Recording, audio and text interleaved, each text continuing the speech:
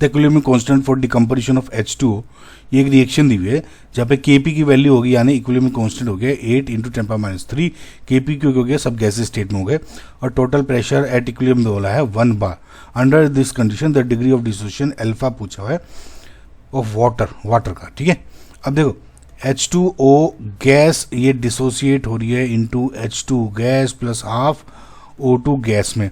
अब अगर इसको इनिशियली 1 मोल मैं मान लूँ T = 0 पे, तो ये 0 0 अब इक्विलिब्रियम स्टार्ट हुआ time T, let just say ये अल्फा डिकम्पोज हो गया, alpha is degree of decomposition. तो अब ये अल्फा बढ़ गया और यहाँ क्योंकि हाफ है तो यहाँ हाफ अल्फा हो जाएगा।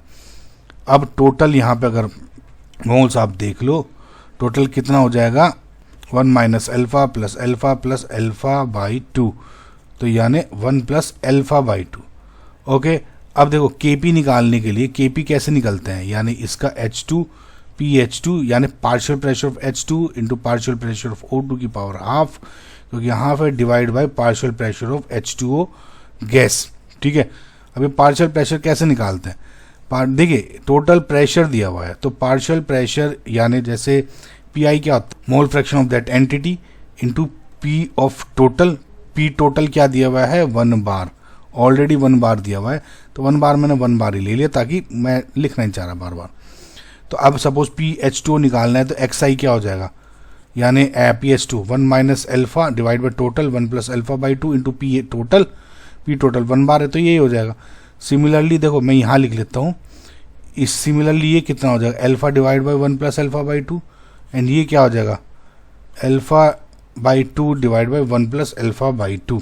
अब इनकी वैल्यू आपको इस फॉर्मूले में रखनी है, तो ये हो जाएगा अल्फा डिवाइड बाई 1 + अल्फा/2 इंटू अल्फा/2 डिवाइड बाई 1 + अल्फा/2, इसकी पावर हो जाएगी हाफ डिवाइडेड बाई 1 - अल्फा, और ये हो जाएगा डिवाइड बाई 1 + अल्फा/2।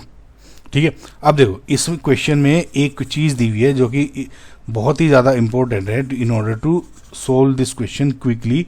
वो ये दी हुई है कि assume alpha is negligible with respect to 1, यानी इन्होंने कहा है अल्फा इज बहुत कम है 1 को, तो हम ये मान सकते हैं अगर अल्फा ये 1 है बहुत ही ज़्यादा कम है, तो मैं क्या कह सकता हूँ कि ये 1 - अल्फा बहुत लगभग 1 के इक्वल हो जाएगा, या 1 + अल्फा/2 भी लगभग 1 के इक्वल हो जाएगा ना, क्योंकि यही दोनों क्यों ली, क्योंकि ये इन दोनों में ही 1 है।